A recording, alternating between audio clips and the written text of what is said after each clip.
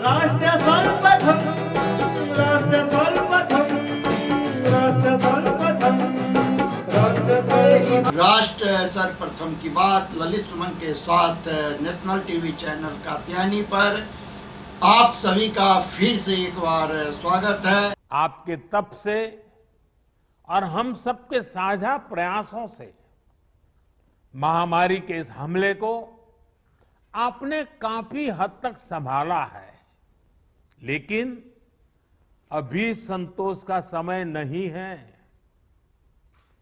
हमें अभी एक लंबी लड़ाई लड़नी है। अभी हमें बनारस और पूर्वांचल के ग्रामीण इलाकों पर भी बहुत ध्यान देना है। और अब मंत्र हमारा क्या होगा?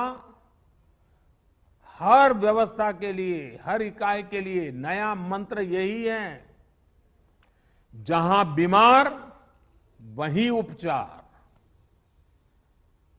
ये हम भूले नहीं, जहां बीमार वहीं उपचार।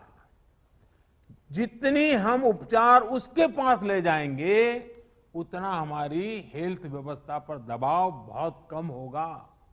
और इसलिए हमारी सारी व्यवस्थाएं, जहां बीमार वहीं उपचार, इस सिद्धांत पर।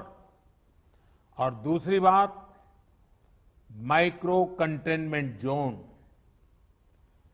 काशी ने बहुत सफलतापूर्वक उस पर ध्यान केंद्रित किया और उसका लाभ मिल रहा है। माइक्रो कंटेनमेंट जोन बनाकर जिस तरह आप शहर एवं गांवों में घर घर दवाएं बांट रहे हैं, आपने मेडिकल की किट पहुंचाई है गांव के लोगों तक, ये बहुत अच्छी पहल है। इस अभियान को ग्रामीण इलाकों में जितना हो सके उतना व्यापक करना है। डॉक्टर्स, लैब्स और ई मार्केटिंग कंपनियों को एक साथ जोड़ करके काशी कवच नाम से टेली मेडिसिन की सुविधा की, ये भी काशी का बहुत इनोवेटिव प्रयोग है। इसका लाभ गांव-गांव में लोगों को मिले, इसके लिए विशेष जागरूकता अभियान भी चलाना चाहिए। इसी तरह यूपी में कई सीनियर और युवा डॉक्टर्स भी ग्रामीण इलाकों में टेली मेडिसिन के माध्यम से सेवा कर रहे हैं।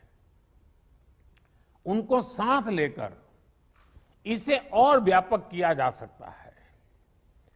कोविड के खिलाफ गांवों में चल रही लड़ाई में हमारी आशा वर्कर और एएनएम बहनों की भी भूमिका बहुत अहम है। मैं चाहूंगा कि इनकी क्षमता और अनुभव का भी ज्यादा से ज्यादा लाभ लिया जाए। साथियों, सेकंड वेव में हमने वैक्सीन की सुरक्षा को भी देखा है। वैक्सीन की सुरक्षा के चलते काफी हद तक हमारे फ्रंटलाइन वर्कर्स सुनिश्चित रहकर लोगों की सेवा कर पाए। यही सुरक्षा कवच आने वाले समय में हर व्यक्ति तक पहुंचेगा। हमें अपनी बारी आने पर वैक्सीन जरूर लगवानी है। कोरोना के खिलाफ हमारी लड़ाई जैसे एक सामूहिक अभियान बन गई है, वैसी ही वैक्सीनेशन को भी हमें सामूहिक जिम्मेदारी बनाना है। राष्ट्र सर्वप्रथम की टीम आज आपको एक ऐसी शख्सियत के बारे में बताने जा रही है जिन्होंने बतौर प्रधानमंत्री के तौर पर कई ऐतिहासिक कार्य किए, और वो नाम है राजीव गांधी। देश के प्रख्यात राजनीतिक विरासत वाले परिवार में जन्मे राजीव गांधी की नियति में ही राजनीति लिखी थी। राजीव गांधी के नाना और देश के पहले प्रधानमंत्री जवाहरलाल नेहरू थे। इसी वजह से राजीव का अधिकांश बचपन राजनीतिक गलियारों में ही बीता था। राजीव गांधी ने अपने नाना के काम करने के तौर तरीकों को बेहद करीब से जाना था। आपको बता दें कि स्वर्गीय इंदिरा गांधी और फिरोज गांधी के बेटे राजीव गांधी का पूरा नाम राजीव रत्न गांधी था। उनका जन्म 20 अगस्त 1944 में हुआ था, लेकिन राजीव गांधी राजनीति में आना नहीं चाहते थे, इसीलिए उन्होंने अपने लिए अलग राह चुनी और 1966 में इंडियन एयरलाइंस में बतौर पायलट शामिल हो गए। जिस वक्त राजीव गांधी कैम्ब्रिज में पढ़ाई कर रहे थे, उस वक्त उनकी मुलाकात सोनिया गांधी से हुई। सोनिया गांधी इतावली मूल की छात्रा थी और कैम्ब्रिज में अंग्रेजी की पढ़ाई कर रही थी। दोनों ने एक दूसरे को पसंद किया, बात परिवार तक पहुंची और दोनों 1968 में शादी के बंधन में बंध गए। राजीव गांधी की रुचि राजनीति में नहीं थी, बावजूद इसके जब 1980 में राजीव के छोटे भाई संजय गांधी की विमान दुर्घटना में मृत्यु हुई, तो परिस्थितियां कुछ ऐसी बदली कि उन्हें राजनीति में आना पड़ा और संजय गांधी की मृत्यु से खाली हुए उत्तर प्रदेश की अमेठी संसदीय क्षेत्र से राजीव गांधी ने पहली बार उपचुनाव लड़ा और वह जीत गए, जिसके बाद पहली बार वो संसद पहुंचे और 31 अक्टूबर 1984 को तत्कालीन प्रधानमंत्री व राजीव गांधी की मां इंदिरा गांधी को जब उनके निजी सुरक्षा कर्मियों ने गोली मारकर हत्या कर दी, तो इंदिरा गांधी की हत्या के कुछ घंटों बाद ही राजीव गांधी पर राजनीतिक दबाव पड़ा और इन्हें प्रधानमंत्री के रूप में शपथ दिलाई गई। और इंदिरा गांधी की हत्या के ठीक 2 महीने बाद 1984 में ही दिसंबर के महीने में लोकसभा चुनाव हुए और इस चुनाव में कांग्रेस ने 524 सीटों में से 415 सीटों पर जीत दर्ज की और वह पुनः प्रधानमंत्री बन गए। 1984 से 1989 तक राजीव गांधी देश के पहले युवा प्रधानमंत्री बने और बतौर प्रधानमंत्री उन्होंने देश हित में कई ऐतिहासिक व महत्वपूर्ण कदम उठाए, जिनमें सबसे ऐतिहासिक व महत्वपूर्ण कदम कंप्यूटर क्रांति का है, क्योंकि उनका मानना था कि विज्ञान और तकनीक की मदद के बिना देश में उद्योगों का विकास नहीं हो सकता। उन्होंने न सिर्फ कंप्यूटर को भारत के घरों तक पहुंचाने का काम किया, बल्कि भारत में इंफॉर्मेशन टेक्नोलॉजी को आगे ले जाने में अहम रोल निभाया। लेकिन उस दौर में कंप्यूटर लाना इतना आसान नहीं था। उस समय कंप्यूटर बहुत महंगे होते थे, इसीलिए सरकार ने कंप्यूटर को अपने कंट्रोल से हटाकर पूरी तरह असेंबल किए हुए कंप्यूटर्स का आयात शुरू किया, जिसमें मदरबोर्ड और प्रोसेसर थे। कंप्यूटर क्रांति की तरह ही दूरसंचार क्रांति का श्रेय भी उन्हें ही जाता है। इसके अलावा उन्होंने पंचायती राज को मजबूती देने के लिए 24 अप्रैल 1993 से पूरे देश में पंचायती राज व्यवस्था लागू की। राजीव गांधी ने ही युवाओं को 18 साल में मत देने का अधिकार दिया। नवोदय विद्यालयों की नींव रखना हो या राष्ट्रीय शिक्षा नीति, ऐसे कई ऐतिहासिक कार्य राजीव गांधी के कार्यकाल में हुए थे।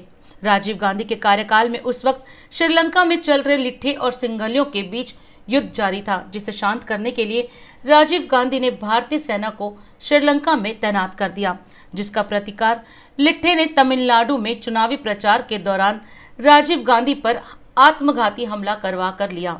21 मई 1991 को सुबह 10 बजे के करीब जब राजीव गांधी चुनावी प्रचार के दौरान मंच पर खड़े थे, तब एक धनु नाम की महिला राजीव गांधी से मिलने स्टेज तक आई और उनके पांव छूने के लिए जैसे ही झुकी, उसके शरीर में लगा RDX फट गया।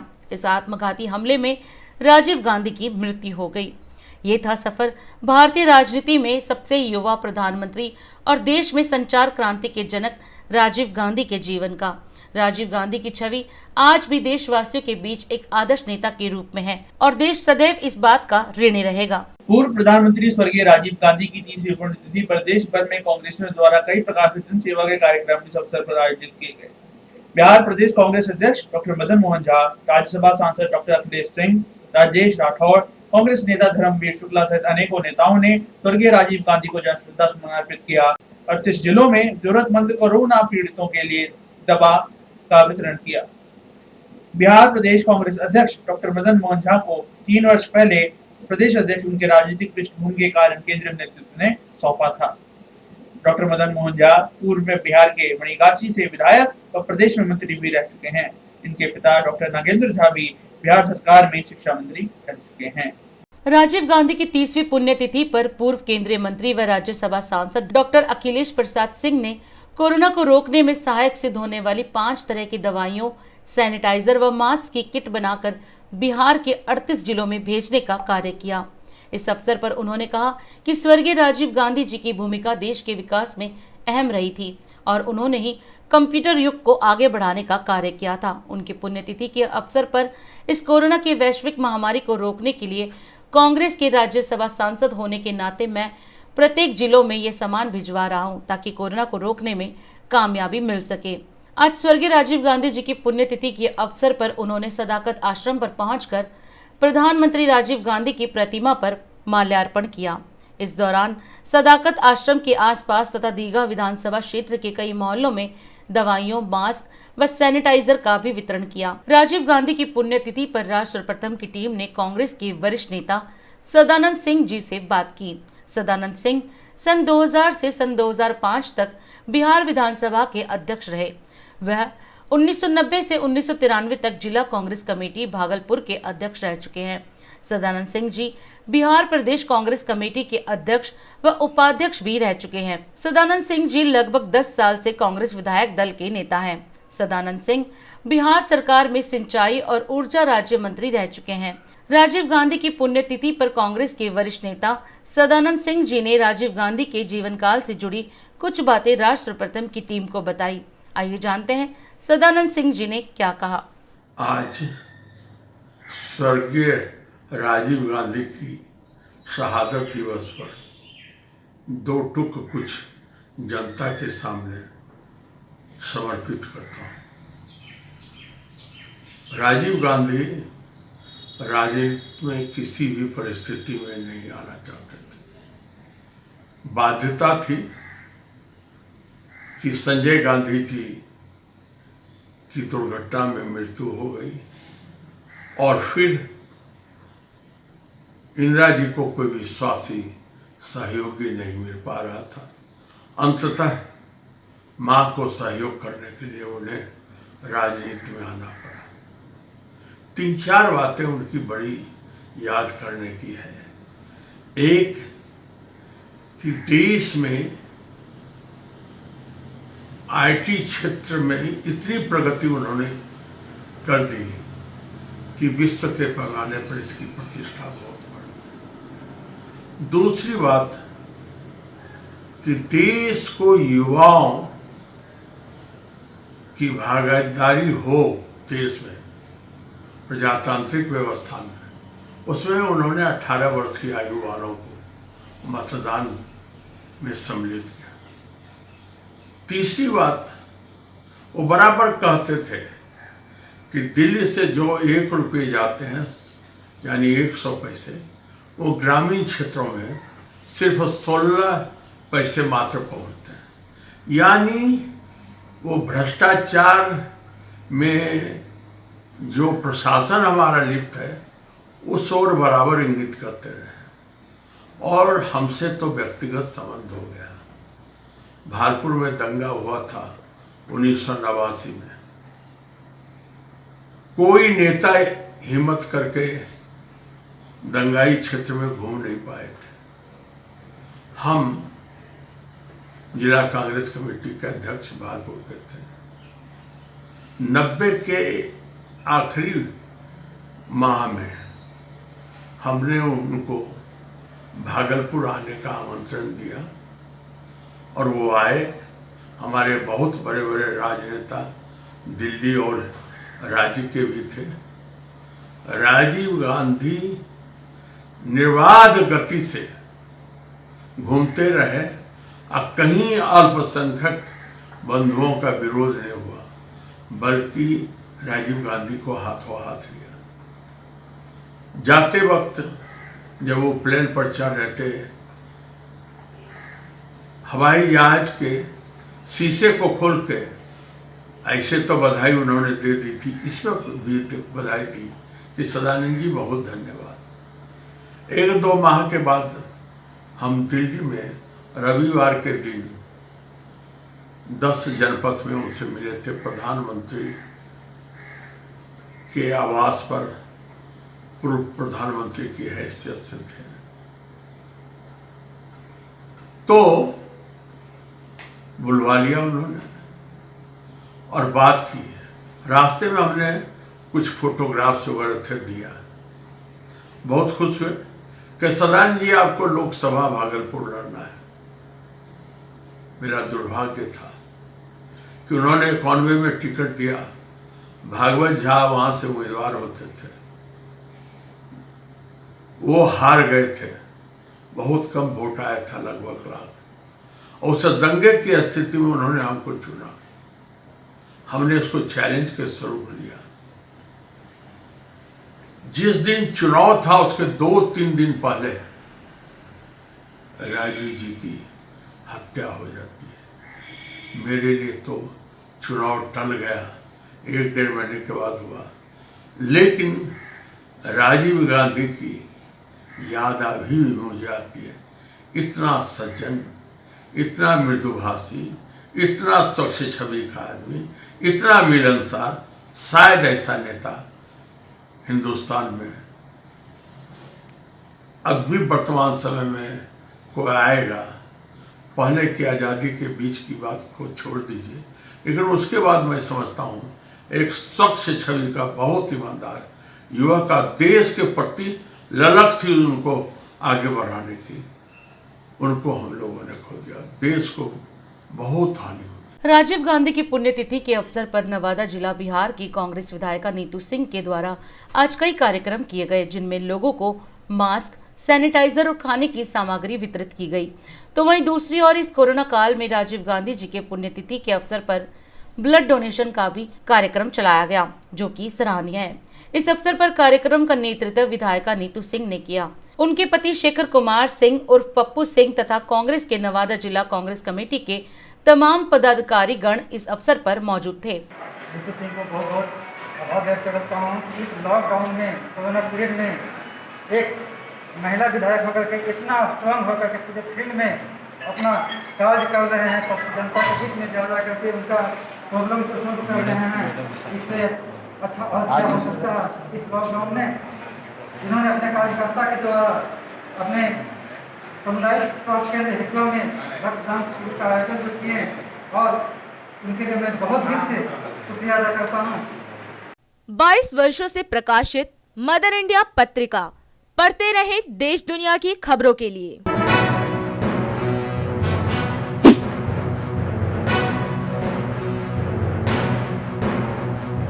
26वें वर्ष में आपके लोकप्रिय समाचार पत्र इंडिया दर्पण का प्रवेश। आप देखते रहें अपने क्षेत्र की खबरें।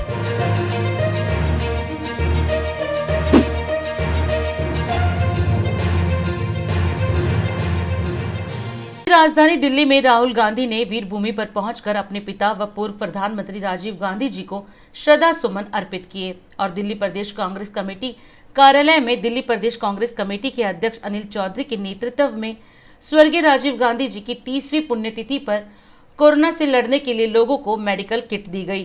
तो वहीं इस दौरान दिल्ली प्रदेश कांग्रेस कमेटी द्वारा कोरोना मरीजों के लिए फ्री एम्बुलेंस सेवा शुरू की गई और कार्यक्रम के बाद गरीबों को मुफ्त भोजन वितरित किया गया।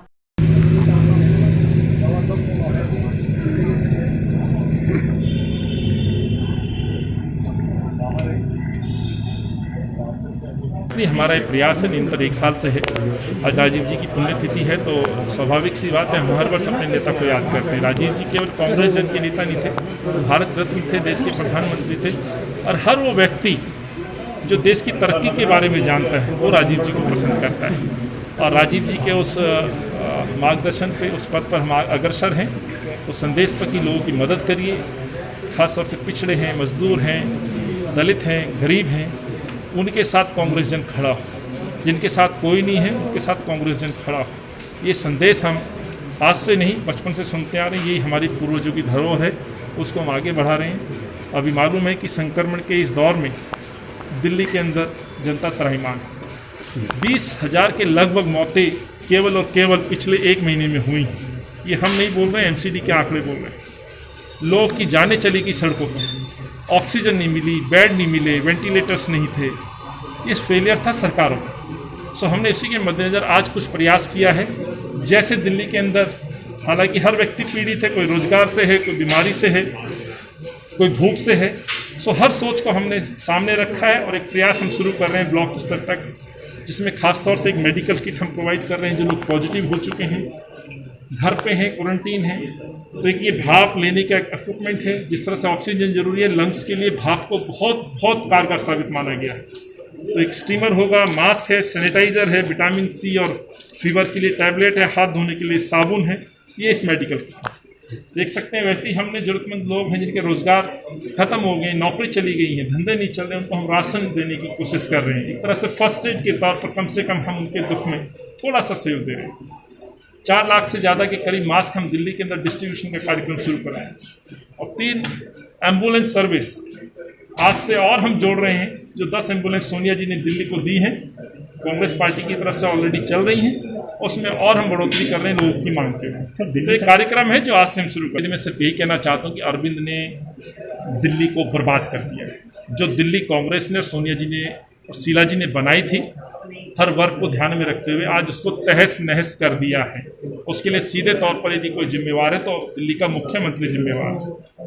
1 महीने में 20,000 के करीब मौतें, भूख से तड़पते लोग, अस्पतालों में दाखिले के लिए दर बदर भटकती हुई जनता, बच्चों के सामने दम तोड़ते हुए माँ बाप और माँ बाप के सामने दम तोड़ते हुए बच्चे। इसके लिए यदि कोई दोषी है तो दिल्ली के मुख्यमंत्री दोषी हैं, जो केवल अपना चेहरा चमकाने के लिए बड़े बड़े होर्डिंग्स और एडवर्टाइजमेंट का सहारा लेते हैं। यदि ऐसा नहीं हुआ होता, उन्होंने काम किया होता, तो शायद ये दर्द जो दिल्ली ने झेला है वो नहीं झेलते और इस संक्रमण के खिलाफ हम शायद विजय प्राप्त कर लेते।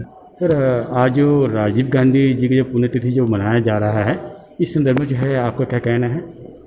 देखिए, कंप्यूटर क्रांति लाने वाले भारत रत्न इस देश के ऐसे दूरदर्शी प्रधानमंत्री जो भारत को 21वीं सदी में लेकर गए, स्वर्गीय राजीव गांधी जी का आज पुण्यतिथि है।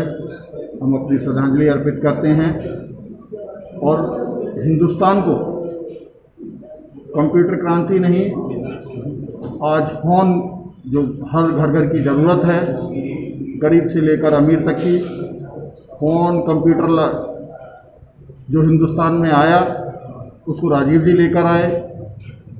युवाओं को जो वोट देने का अधिकार दिया वो राजीव गांधी जी ने दिया।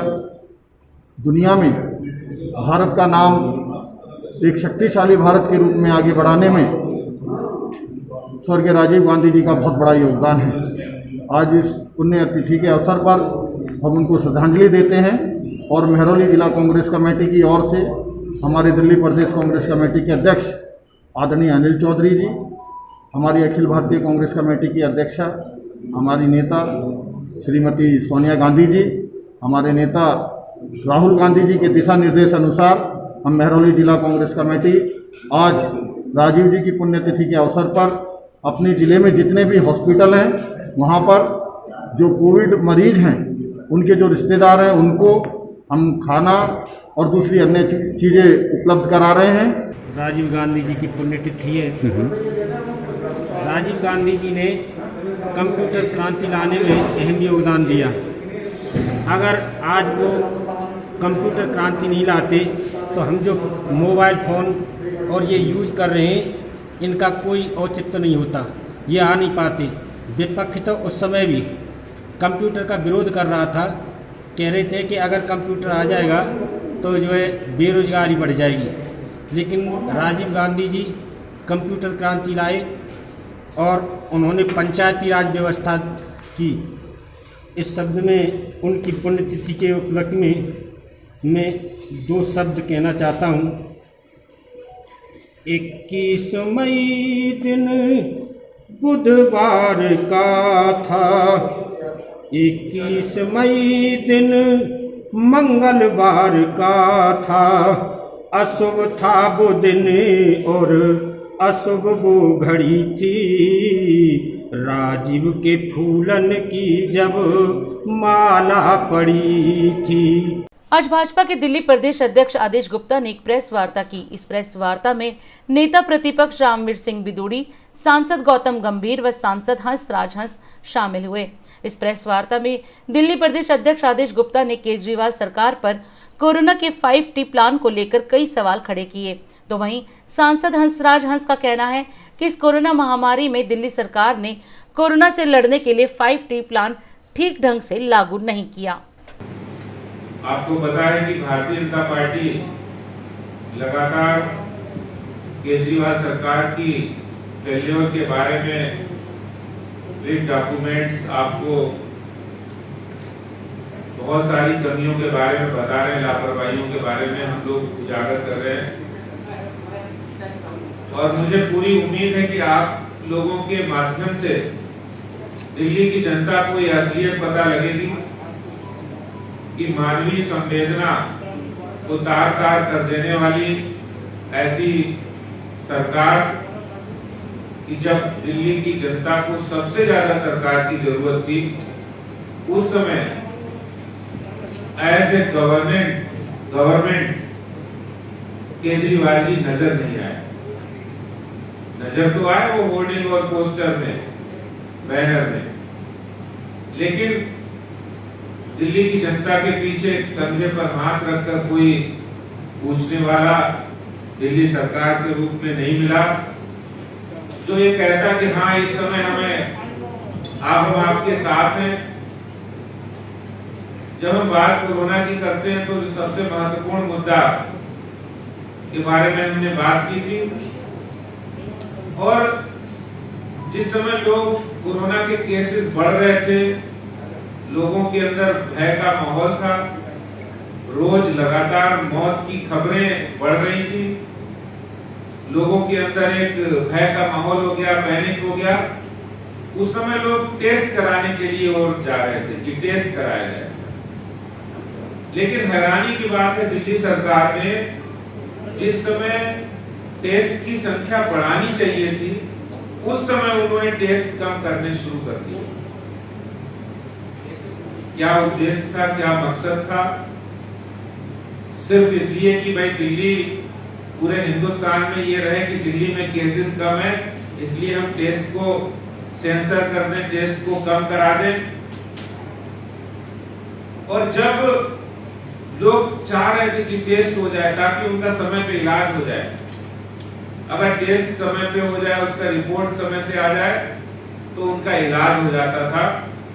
और इसके टेस्ट नहीं होने से बहुत से लोग सीरियस हो गए, और जब उनकी टेस्ट होने के बाद देर से रिपोर्ट आई, तब तक उनको अस्पताल में एडमिशन मिलना था, वो नहीं मिला आईसीयू में, और जिसका परिणाम दिल्ली के अंदर बहुत सारी हजारों मौतें हुई। जब कोरोना की महामारी स्टार्ट हुई तो अनाउंस किया मिस्टर केजरीवाल जी ने कि 5T प्लान होएगा। 5T को आप समझते हैं, testing, racing, treatment, team work and tracking. ये चीजें अगर जो बोलते हैं टीवी पे मासूम चेहरा लेके, प्रैक्टिकली हो जाता, 5T को लागू कर दिया जाता, तो आज इतनी आंसू ना बहते। पीएम मोदी की डॉक्टर्स के साथ बातचीत, कहा ब्लैक फंगस की नई चुनौती सामने है, निपटने के लिए तैयार। भारत में कोरोना वायरस के केस कम, मौतें ज्यादा। एक दिन में 4,209 लोगों ने तोड़ा दम। मुख्यमंत्री योगी आदित्यनाथ ने ब्लैक फंगस को अधिसूचित बीमारी घोषित करने के निर्देश दिए। 8 साल बाद यौन शोषण केस में तहलका के पूर्व संपादक तरुण तेजपाल बरी, 2013 में हुई थी एफआईआर। पंजाब में वायुसेना का मिग-21 लड़ाकू विमान दुर्घटनाग्रस्त, स्क्वाड्रन लीडर अभिनव चौधरी की मौत। महाराष्ट्र के गढ़चिरौली में पुलिस के साथ मुठभेड़ में मारे गए 13 नक्सली। चिपको आंदोलन के प्रणेता और प्रख्यात पर्यावरणविद सुंदरलाल बहुगुणा का निधन। बिहार के मुख्यमंत्री नीतीश कुमार ने सुंदरलाल बहुगुणा के निधन पर गहरी शोक संवेदना व्यक्त की। इजराइल और हमास के बीच संघर्ष विराम पर बनी सहमति, राष्ट्रपति जो बाइडेन ने की प्रशंसा। ट्विटर ने ब्लू टिक के लिए खातों का सत्यापन शुरू किया। यूरो 2020 में पुर्तगाल की टीम की अगुवाई करेंगे स्टार फुटबॉलर क्रिस्टियानो रोनाल्डो। राष्ट्र सर्वप्रथम राष्ट्र सर्वप्रथम राष्ट्र सर्वप्रथम राष्ट्र सर्वप्रथम